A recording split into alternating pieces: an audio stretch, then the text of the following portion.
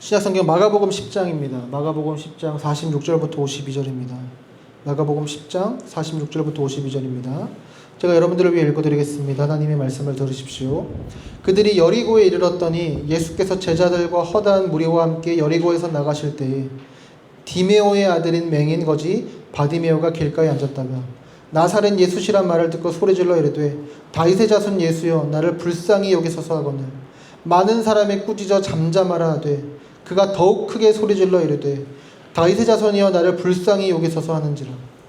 예수께서 머물러 서서 그를 부르라 하시니 그들이 맹인을 부르며 이르되 안심하고 일어나라 그가 너를 부르신다 하매 맹인이 겉옷을 내버리고 뛰어 일어나 예수께 나아오거늘 예수께서 말씀하여 이르시되 내게 무엇을 하여 주기를 원하느냐. 맹인이 이르되 선생님이여 보기를 원하나이다.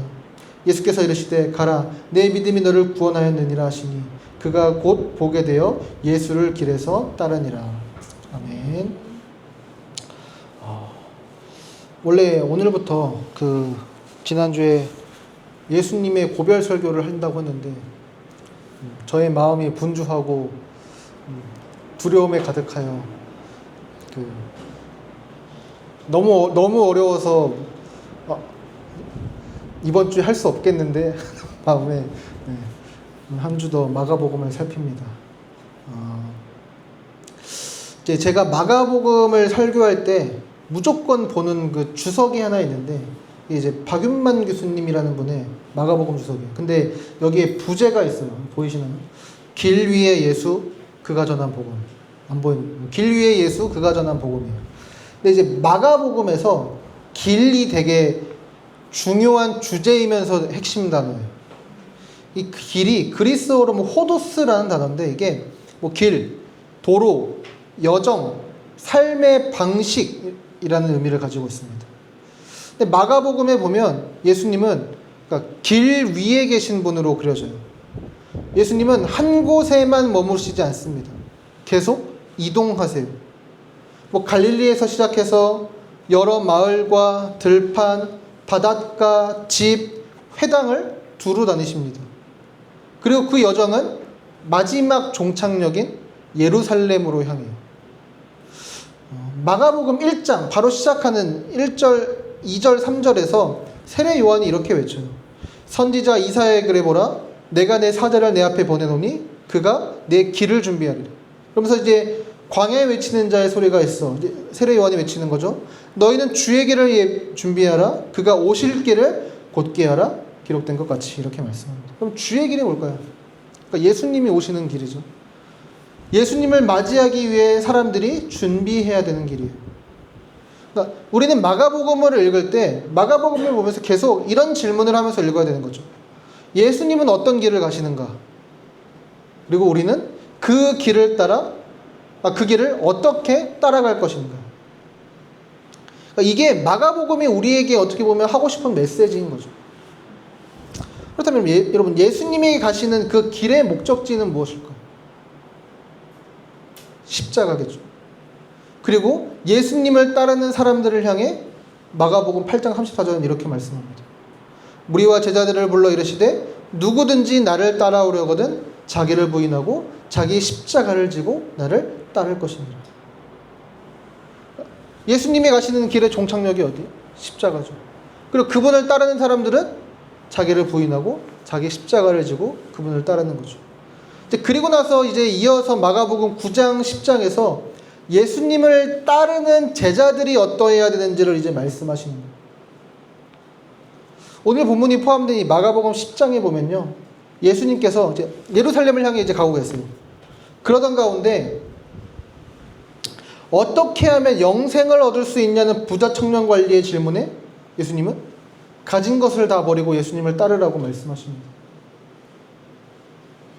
또 예수님의 제자 야고보 요한이 예수님 나중에 예수님이 영광 중에 오실 때 주님의 오른편에 왼편에 저희를 앉혀주세요 라고 부탁을 해요. 그때 예수님은 뭐라고 말씀하시냐면 누구든지 크고자 하는 자는 섬기는 자가 되라고 말씀하십니다. 그러니까 마가는 예수님의 제자가 어떠해야 되는지를 뛰어난 사람들의 실패담을 통해 가르쳐주고 있어요. 세상적으로 존경받는 부자 청년, 관리, 예수님의 제자라고 불리는 야고보, 요한, 이 사람들은 모두 처절하게 실패하죠. 근데 그들의 기대와 달리 예수님이 가시는 예루살렘인 무엇이 기다리고 있습니까? 십자가가 기다리고 있어요. 예수님도 낮아지시는 길, 섬기는 길, 죽으러 가는 길을 가고 있어요. 근데 그들이 원하는 건 뭐예요? 영광스러운 길, 높아지는 길이었죠. 그러니까 예수님이 가시는 길을 따라가는 제자들도 섬기는 길, 낮아지는 길, 내 십자가를 지고 예수님을 따르는 길을 가야 되는데, 그러니까 이 제자들이, 그리고 이 부자 청년 관리가 원했던 것은 정반대였는 거죠. 그러면서 이 실패담을 통해서 우리가 가야 될 길이 어떤 길인지를 마가가 가르쳐 주는 거예요. 그리고 나서 마지막으로 이제 제자가 어떠해야 되는지를 이 10장 마지막 부분, 마지막 사건을 통해 보여주는 거죠. 예수님이 가시는 길에 여리고라는 도시가 있었어요. 그리고 거기에 바디메오라는 맹인인 거린이 길가에 앉아 있었습니다. 근데 오늘 그냥 본문을 가볍게 읽으면 몸도 불편하고, 그래서 가난한 거린이 예수님을 만나서 눈을 다시 뜨게 된 얘기 정도로 볼 수 있죠. 그런데 학자들은요, 이 본문을 되게 중요하게 봐요. 제임스 에드워드라는 미국의 신학자는 이 단락을 주석하면서 이 단락의 소제목을요, 제자의 본이라고 말해요. 그러니까 이 바디메오가 제자의 본이라는 거예요. 마크 스트라우스라는 미국의 신학자도 이 상황에서 바디메오는 모범적 제자의 역할을 한다고 주석하거든요. 그저 눈뜬 이야기 정도로 보이는 이 이야기가 어떻게 제자의 본이 될 수 있을까? 오늘 본문에서 확실한 것은요, 이 바디메오라는 사람이 변화되었다는 거예요. 본문 46절에서 바디메오가 길가에서 구걸하고 있거든요. 근데 제임스 에드워즈가 그가 길가에 앉아 있었다는 말에 주목하면서 이렇게 설명해요. 그러니까 그는 사회적으로 소외되어 열애로 취급받았다. 그러니까 길가에 앉아 있었던, 바디메오는 무리에 끼지 못하고 저 끝에 짱 박혀 있었던 거예요. 그런데 그랬던 그가요, 마지막 52절에서 어떻게 받았는지 아세요? 예수님께서 내 믿음이 너를 구원하였느니라 라고 말씀하세요. 그렇게 말씀하시니까 그가 보게 됩니다. 그러니까 이것도 엄청난 변화죠. 그리고 예수를 길에서 그가 따라요. 그러니까 예수님이 가시는 길을 따르는 사람, 그분의 제자가 된 거죠. 그러니까 길가에 그냥 앉아 있었던, 무리에 끼지 못해서 길가에 짱 박혀 있었던 한 인물이요, 예수님을 따르는 제자가 됩니다. 심지어 그 마가복음을 연구하는 수많은 학자들은 그가 바로 예수의 제자의 본, 모범적 제자의 모습을 보여준다고 말하고 있어요. 예수님의 제자의 특징은요, 변화입니다. 그러니까 제자는, 그리고 모든 그리스도인은 지속적으로 변화의 과정을 경험해야 돼요. 어떻게 보면 지난주에 살펴본 그 열매 맺는 삶과도 비슷하죠. 우리는 계속해서 변화되어야 됩니다. 오늘 본문을 통해서 그래서 우리가 변화를 갈망해야 된다는 것, 그리고 우리를 변화시키시는 분에 대해서 함께 살펴보도록 하겠습니다. 먼저 오늘 본문 51절을 좀 같이 봅시다. 같이 한번 읽어볼까요? 예수께서 말씀하여 이르시되 내가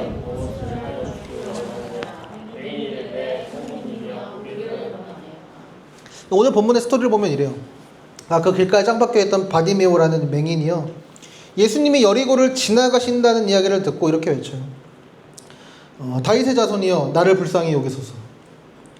막 사람들이 막 저지하는데도 또 외쳐요. 다윗의 자손이여 나를 불쌍히 여기소서. 바디메오의 이 외침을 들은 예수님께서 바디메오에게 내가 너에게 무엇을 하여 주기를 원하느냐 물으십니다. 당연히 눈 뜨는 거 아닐까요? 그러니까 우리가 맹인이라면 당연히 그걸 말하지 않을까요? 바디메오는 굉장히 오랜 기간을 맹인으로 살았습니다.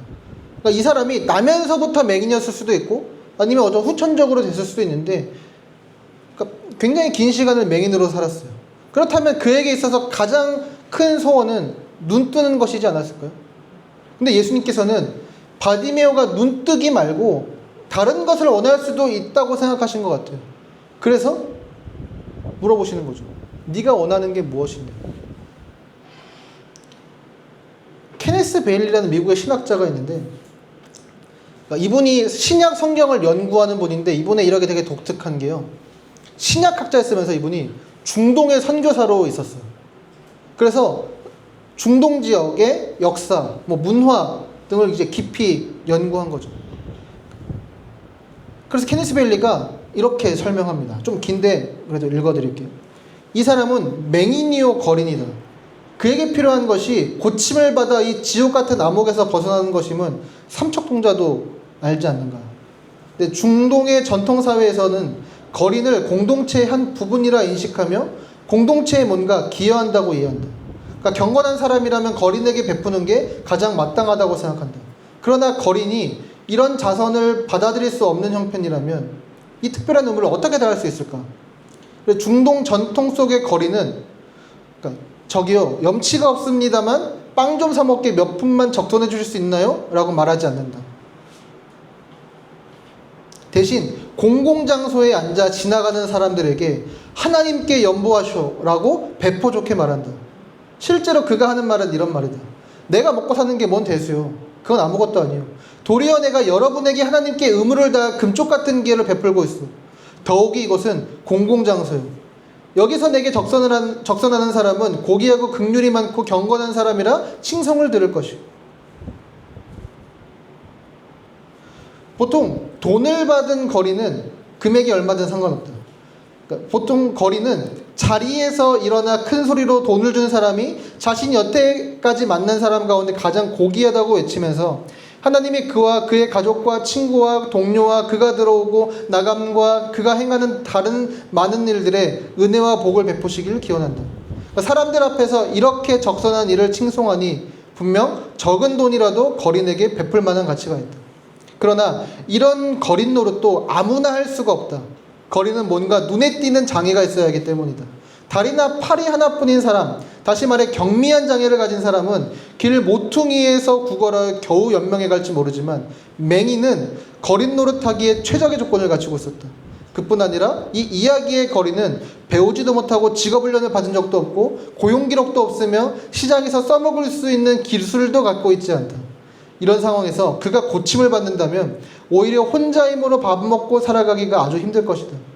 그렇다면 이 맹인은 그냥 맹인인 채로 살아가는 것이 더 이익이지 않을까. 이해되시죠?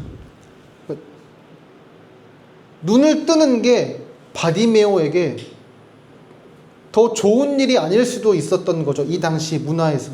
오히려 맹인으로 사는 것이, 그러니까 이 사람은 이제 맹인으로 오랜 기간을 살았기 때문에 또 기술이 있는 게 아니에요. 그렇다고 당장 어디 가서 이제 일을 할 수 있는 것도 아니죠. 그렇기 때문에 맹인으로 사는 게 어떤 의미에서 그에게 더 나을 수도 있는 거예요.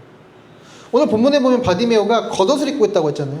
근데 이게 그의 전 재산이면서 그가 맹인이라는 사회적 표식이면서 자신의 신분을 보장해주는 도구였어요. 이걸 통해서 내가 맹인이고 내가 거린이어서 나에게 이제 적선을 해야 된다는 걸 보여주는, 그의 신분을 보여주는 표식이라는 거죠. 그런 의미에서 예수님이 네가 뭘 원하느냐라고 물어보시고 보기를 원합니다라고 바디메오가 대답한 것은요, 이런 의미예요. 저는 변화되고 싶습니다. 이전의 삶을 그만두고 싶습니다. 이전에 보지 못하는 삶을 그만두려면 이전에 누리던 특권을 포기해야 되지만 그럼에도 불구하고 저는 변화되고 싶습니다.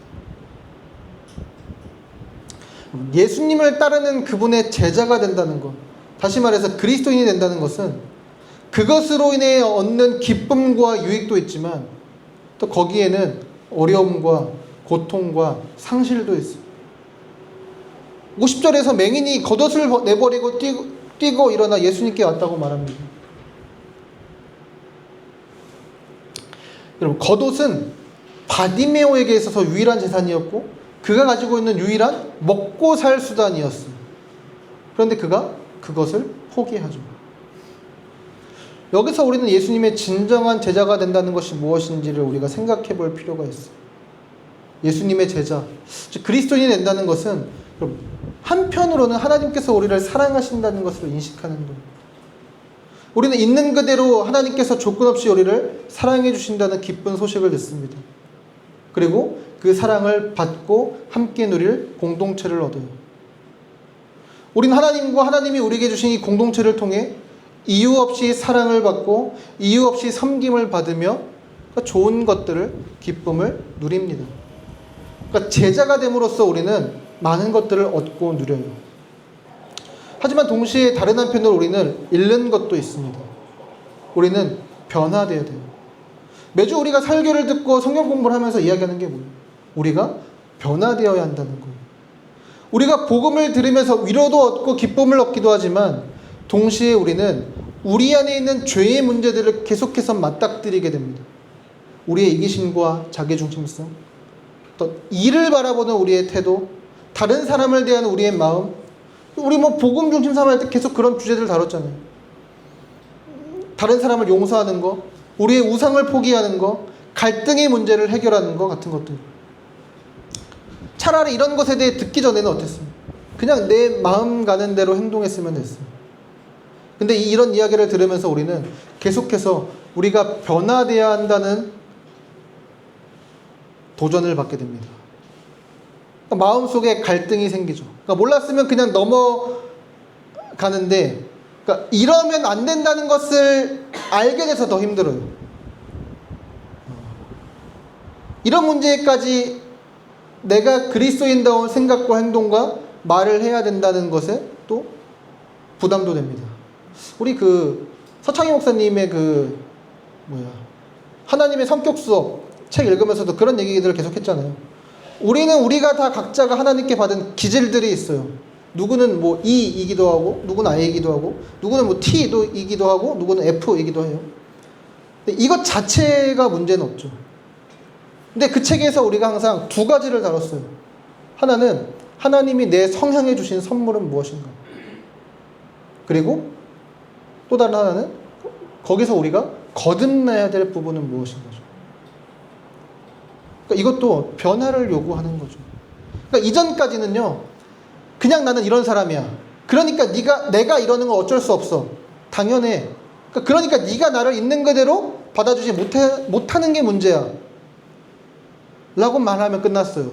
그리고 우리가 그런 태도를 가지고 살고 있었다면, 그리스도인은 하나님께서 나에게 주신 이 성향에 어떤 문제가 들어와서 어떤 잘못된 방향으로 흐르고 있는지를 생각하고 또 변화되기를 갈망하고 힘쓰는 사람이 되는 거죠. 그러니까 그리스도인이 된다는 건 변화를 요구받는다는 거죠. 우리 모두 그런 갈등하는 문제들이 있겠죠. 그러니까 나에게 계속 내가 이런 부분에 변화되어야 된다는 것을 깨닫고 인식하는 그런 문제들도 있겠죠. 처음에는 이런저런 시도도 해봤는데 번번이 실패하는 나를 보면서 좌절하고 갈등하다가 포기한 문제들도 있을 거예요. 우리에게 바뀌어야 될 우리의 어떤 문제, 우리의 시선, 우리의 방향은 무엇이 있습니까? 여러분들이 고민하고 갈등하는 나에게서 내가 발견하는 그리스도인답지 못한 모습, 그래서 변화되어야 되는 그런 모습들은 무엇이 있습니까? 포기하지 말고 변화를 갈망하십시오. 그럼 다시 한번 일어나세요. 여러분의 겉옷을 던져 일어나 보십시오. 그런데 이건 정말 쉽지 않죠. 그래서 이제부터 우리가 낙심하지 않고 오히려 위로와 용기가 되는 것들을, 우리에게 위로와 용기가 되는 것들을 말씀드리겠습니다. 먼저 설교 초반에 예수님이 예루살렘으로 가시는 길에 만났던 부자 청년과 야고보 요한 얘기가 있었잖아요. 10장 전체를 관통하는 구절이 있거든요. 10장 31절이에요. 우리 같이 한번 읽어볼까요? 그러나 먼저 된 자로서 나중되고 나중된 자로서 먼저 될 자가 많으니라. 이 말 들어보신 적 있잖아요. 나중된 자가 먼저 되고 먼저 된 자가 나중되고. 근데 앞뒤 문맥이랑 연결해서 살펴보면요, 그러니까 부자 청년 관리가 있었어요. 이 사람은 도덕적으로 깨끗한 삶을 살았습니다. 돈도 정직하게 벌었고요. 많은 사람들이 그를 좋아했고 칭찬했을 거예요. 그리고 그래서 이 사람은 그래서 하나님께 복을 받은 거야 라는 이야기도 막 들었을 거예요.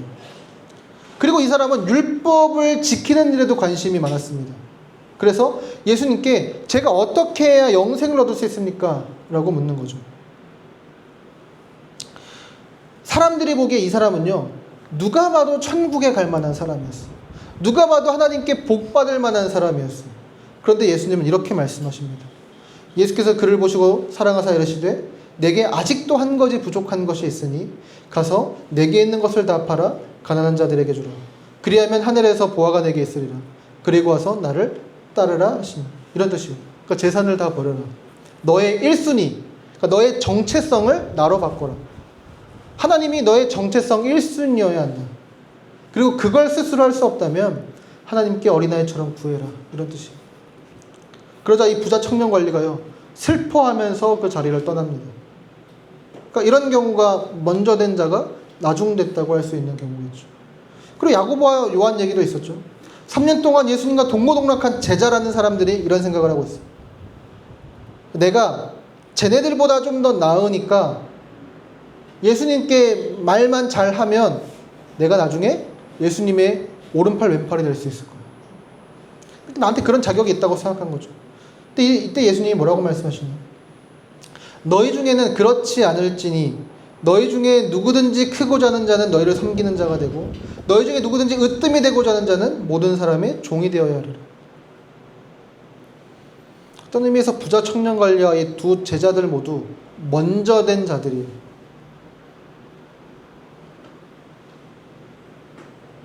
당시의 정황에서 누가 봐도 먼저 된 자들이었습니다. 그런데 예수님께서는 이 사람들이 어떤 사람들이래요? 나중된 자들이라고 말씀하십니다. 바디메어는 어느 쪽에 속할까요? 누가 봐도 나중된 자죠. 누가 봐도 이 사람은요, 하나님 나라에 기여한 게 아무것도 없었어요. 그러니까 부자 청년 관리는 헌금도 많이 했을 거예요. 근데 바디메어가 뭐 헌금했을까요? 그러니까 적선이나 구하는 사람이었는데, 그런 사람이 어떤 의미에서 하나님 나라에 기여한 것이 무엇이 있었을까요? 그가 성전 청소라도 했을까요? 아니, 안 했을 거예요. 그가 그럼 율법을 잘 지키려고 힘썼을까요? 아니, 율법도 잘 몰랐을지도 모르겠어요. 사람들이 불쌍히 여겨주긴 했겠지만 사람들이 의지하거나 신뢰할 만한 사람은 전혀 아니었겠죠. 그러니까 이 사람은 볼 것 없이 나중된 자였어요. 누가 봐도 이 사람은 하나님 나라에 들어갈 때 아주 후순위라고 생각될 만한 사람이었어요. 그런데 그가 어떻게 됐습니까? 그는 눈을 뜨자마자 바로 예수님을 따라요. 그는 변화를 추구합니다. 그러니까 예수님이 어떻게 하시죠? 그의 변화를 받아주세요. 그리고 이렇게 말씀하시죠. 내 믿음이 너를 구원하였다고. 나중된 자가 먼저 됐죠. C.S. 루이스가 순전한 기독교라는 책에서 이런 나중된 자를 가난한 자들이라고 부르면서 그런 사람들에 대해 이렇게 말합니다. 불쾌감을 주는 사람들, 옹졸하고 저급하고 비겁하여 쌀쌀맞고 성격이 삐뚤어진 외톨박이나 열정이 지나치고 성에 집착하며 정서가 불안정한 사람들의 경우는 아주 다릅니다. 조금이라도 좋은 사람이 되어보려고 하다 보면 남들보다 2배는 빨리 도움의 필요성을 느끼기 마련입니다. 그러니까 그들에게는 그리스도밖에 없습니다. 십자가를 지고 그분을 따르거나 아니면 절망에 빠져 사는 수밖에 없습니다. 그들은 길 잃은 양입니다. 그분은 특별히 이런 양들을 찾으려고 이 땅에 오셨습니다. 이들은 심령이 가난한 사람들입니다. 그리스도께서는 그들을 축복하셨습니다. 그러나 여러분들이 가난한 피조물이라면 저속한 질투와 몰상식한 다툼투성이었던 집에서 비참하게 자라 거기에 물든 사람이라면, 자기 뜻과 상관없이 혐오스러운 성동차증에 사로잡혀 있는 사람이라면, 밤낮 없이 열등감에 시달린 나머지 제일 친한 친구한테조차 딱딱거리는 사람이라면 절망하지 마십시오. 그리스도께서는 이 모든 것을 알고 계십니다. 여러분은 그가 축복하신 가난한 사람들 중 한 명입니다. 여러분은 여러분들이 형편없는 기계를 돌리려고 애쓰고 있다는 것을 알고 계십니다. 그러니 계속 노력하십시오. 여러분이 할 수 있는 것을 하십시오. 그분은 언젠가 형편없는 기계를 폐기 처분하시고 여러분들에게 아름다운 새 기계를 주실 수 있을 것입니다. 여기서 루이스가 말하는 건요, 그러니까 우리도 변화될 수 있다는 거예요. 우리도 성장할 수 있다는 거예요. 우리 각자마다 나는 이런 게 부족한 사람이야. 난 이런 걸 결핍으로 가지고 있는 사람이야. 난 이런 게 없는 사람이야. 나는 이런 게 모난 사람이야. 그래서 나는 나중된 사람이야. 혹은 나는 가난한 사람이야. 라는 마음을 가지고 있다면 우리스가 말하는 게 이거죠. 여러분들은 축복받은 사람인 것입니다. 그리스도께서 여러분들을 축복하십니다. 그러니 여러분들의 주어진 삶에 변화를 계속해서 추구하십시오. 그리스도께서 여러분들을 붙들어 주실 것입니다. 그리스도께서 여러분들을 이끌어 주실 것입니다. 라는 거예요. 마가는 우리에게 그런 이야기를 해주고 있거든요. 우리가 복음서를 읽다 보면 예수님께 병고침을 받는 사람들을 꽤 보게 돼요. 그런데 대부분 그들의 이름이 나오지 않아요. 그냥 뭐 누구누구의 딸, 뭐 누구누구의 장모, 뭐 나면서부터 앉은뱅이 뭐 이런 식으로 나와요. 그런데 바디메오의 이름은 기록되어 있어요. 이게 왜 그런가 봤더니 아마도 그 마가복음을 처음에 받고 읽었던 사람들은요, 바디메오가 누군지 다 알았을 거라는 거예요. 아마도 이 바디메오가 나중에 교회의 지도자가 되었을 거라고 수많은 학자들은 이야기합니다. 그는 원래 맹인이었어요. 그는 거린이었습니다. 길가에 짱 박혀 있던 사람이었어요. 그런데 그가 교회의 지도자가 됐죠. 우리가 뭐 그런 지도자가 돼야 된다는 게 아니라 마가는 이런 이야기를 해주고 싶었을 거예요. 그가 원래 어떤 상태였는지를 보십시오. 그리고 그리스도께서 그를 어떻게 변화시키셨는지를 보십시오. 여러분들도 변화될 수 있습니다. 여러분들의 현재 상태와 문제 때문에 절망하지 마십시오. 하나님께서 여러분들을 변화시키실 것입니다.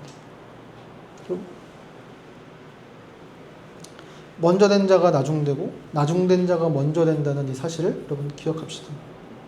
여러분들이 스스로 생각할 때 나중된 사람이라면, 나에게 수많은 부족함들이 보이고 실패로 인해 좌절한 사람이라면 여러분들은 그리스도께서 환영하시는 사람입니다. 이 사실을 기억하십시오. 두 번째로 우리에게는 우리의 눈을 뜨게 하시려고 보지 못하신 분, 우리의 변화를 위해 우리를 대신하신 분이 계십니다. 다시 46절부터 봅시다. 예수님은 지금 예루살렘 그 십자가를 향해 걸어가고 계십니다. 그리고 잠시 후면 겟세마네에서 내 마음이 심히 고민하여 죽게 되었다고 토로하시며 울부짖으며 기도하실 거예요. 지금 이제 예수님이 처하게 될 상황을 생각하면요, 예수님도 자기 코가 석자인 상황이에요. 그런 와중에 누군가 소리칩니다. 나사렛 예수시란 말을 듣고 소리질러 이르되 다윗의 자손 예수여 나를 불쌍히 여기서 하거늘. 많은 사람이 꾸짖어 잠잠하라되 그가 더욱 크게 소리질러 이르되 다윗의 자손이여 나를 불쌍히 여기서 하는지라. 여기서 이 다윗의 자손이라는 말이요, 메시아의 또 다른 칭호로 사용되던 표현이에요. 근데 이 당시에 이 다윗의 자손이라는 호칭이요, 되게 민감한 호칭이었어요. 한편으로는 유대 종교 지도자들에게 되게 민감한 호칭이었어요. 그러니까 마가복음에는 이게 기록되진 않았지만 요한복음에 보면 예수님께서 죽은 나사로를 살리시는 사건이 있죠. 이때 그러니까 이 사건 직후가 바로 지금 이 마가복음 10장의 얘기거든요. 이때 유대 종교 지도자들이 예수님을 죽이기로 결의했습니다. 요한복음 11장 53절이에요. 그러니까 이날부터 그들이 예수를 죽이려고 모의하니라. 이 말씀에 나오는 이 날이 예수님이 나사로를 살리신 날이에요. 그러니까 지금 이 유대 종교 지도자들이 한번 잘못 걸려봐라, 한번 벼르고 있는 때예요. 근데 거기다 대고 예수님을 향해서 다윗의 자손, 이게 메시아의 다른 표현이에요. 메시아라고 외치니까 그러니까 언제든 종교 지도자들이 몰려와서 무슨 일을 벌일지 못하는 상태였죠. 그래서 막 사람들이 꾸짖잖아요. 조용히 하라고 꾸짖잖아요. 이게 시끄럽다고 꾸짖는 게 아니에요. 이거 이러다가 종교 지도자들이 잘못 들으면 큰일 날 수 있다는 거예요. 그러니까 조용하라는 거예요. 그런데도 외치고 있죠. 근데 거기다가 이 다윗의 자손이라는 말은요, 로마 사람들한테도 되게 민감한 호칭이에요. 왜냐하면 이 로마인들도 다윗의 자손이 와서 로마를 정복하고 온 세계를 정복하고 왕이 될 거라는 유대 종교의 믿음에 대해서 알고 있었거든요. 그런데 다윗의 자손이라고 불리는 사람이 나타났어요. 이게 그들 입장에서는 쿠데타죠. 거기다 대고 바디메오가 눈치 없이 다윗의 자손이요 라고 외치고 있는 거예요. 예수님 입장에서 자신은 좀 있으면 이제 죽어야 됩니다. 그런데 눈치를 못 챙기고 자기를 다윗의 자손이라고 부르는 사람이 있어요. 저라면 못 들은 체하고 내가 아닌 것처럼 얼른 지나갈 것 같아요. 그런데 예수님은 가시던 길을 멈추고 바디메오를 부르십니다. 걸음을 멈추세요. 자신의 목숨이 위태로울 수 있는 그 상황에서 예수님은 이 나중된 자, 아무것도 가진 것 없는 맹인 거지 하나를 위해 걸음을 멈추십니다. 그리고 그의 눈을 고쳐주심으로 스스로 다윗의 자손, 곧 메시아의 심을 사실상 인정해 버리시는 거죠. 그래서 틴켈러 목사님이 이 장면을 이렇게 설명하더군요. 여기서 주목해야 될 점은 예수께서 이 맹인을 치유하심으로 말미암아 자신의 관뚜껑에 자신의 손으로 못을 받고 계시다는 사실이다.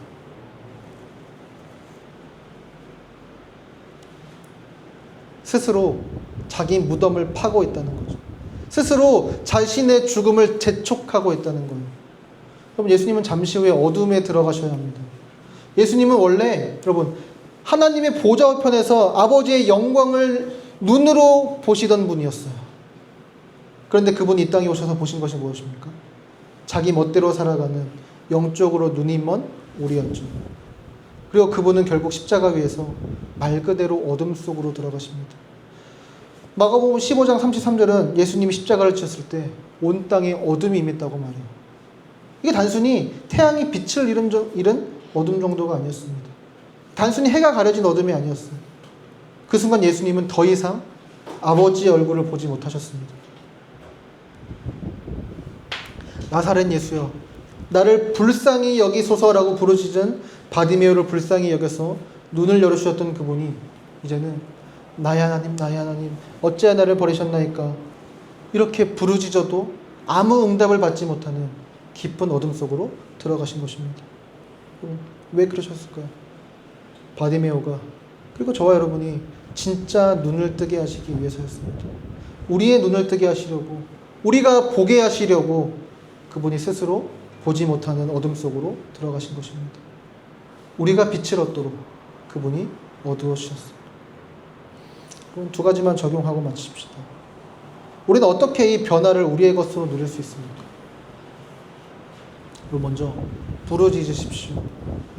바디메오는 사람들이 아무리 꾸짖어도 입을 다물지 않았습니다. 오히려 더 크게 소리 질렀어요. 다윗의 자손이여, 나를 불쌍히 여기소서. 그러니까 바디메오에게는 당신 없이는 안 됩니다 라는 절박함이 있었습니다.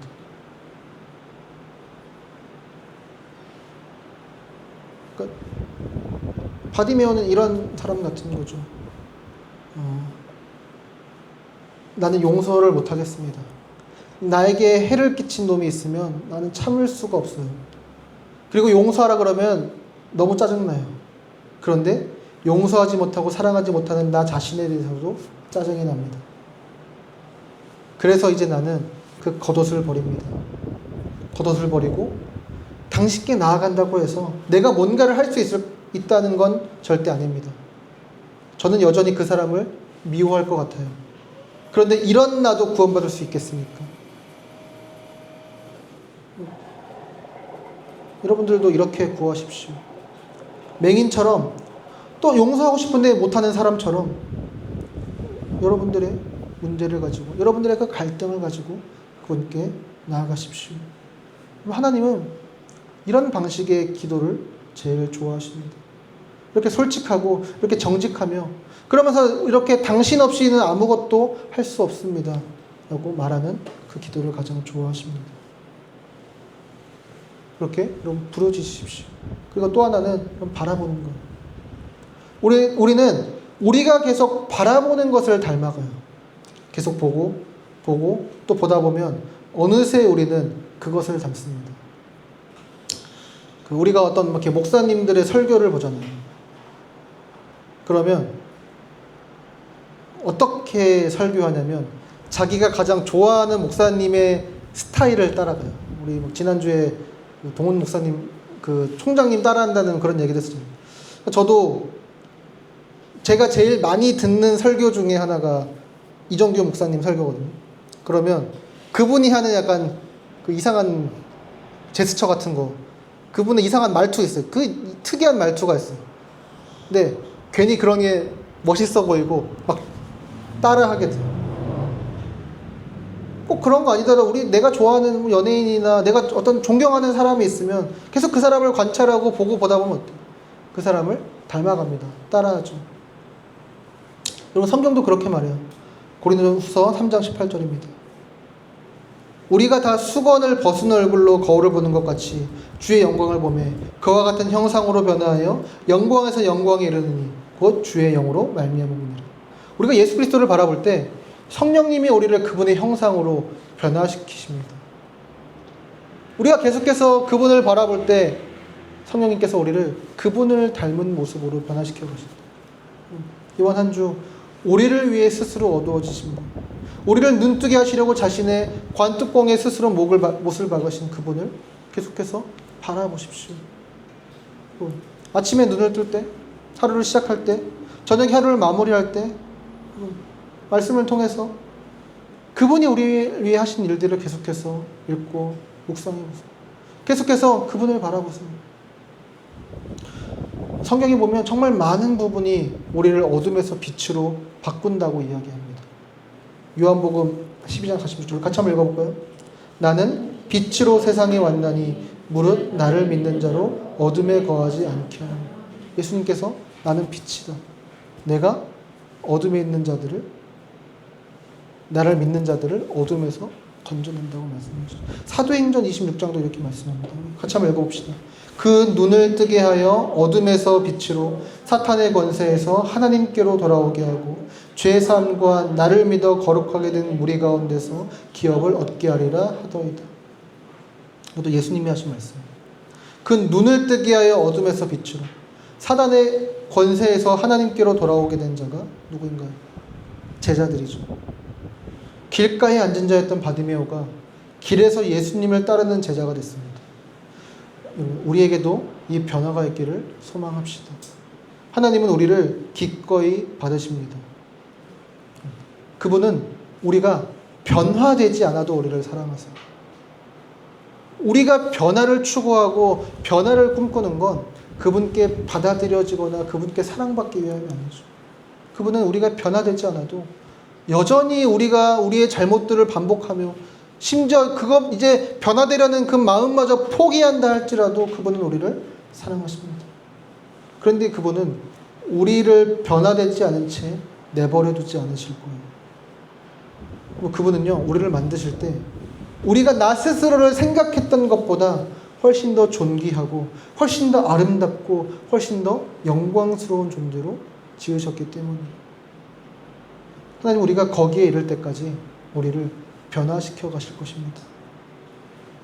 이번 한 주도 그리스도를 바라봅시다. 그분이 우리를 어떻게 사랑하시는지 기억합시다. 그리고 함께 부르짖읍시다. 우리의 문제를, 우리의 갈등을, 우리의 자포자기를, 우리의 상한 심령을 그분 앞에 부르짖읍시다. 도저히 바뀔 것 같지 않은 우리의 그 단단한 마음을 그분 앞에 내려놓읍시다. 그때 그분은 우리를 기뻐 받아주시고 그런 우리를 일으켜 세워주실 것입니다. 그리고 우리를 향해서 너의 믿음이 너를 구원하였다고 우리에게 격려하시고 우리에게 말씀하실 것입니다. 우리 시간 함께 나는 보기 원하네. 우리 함께 찬양하고 기도합시다.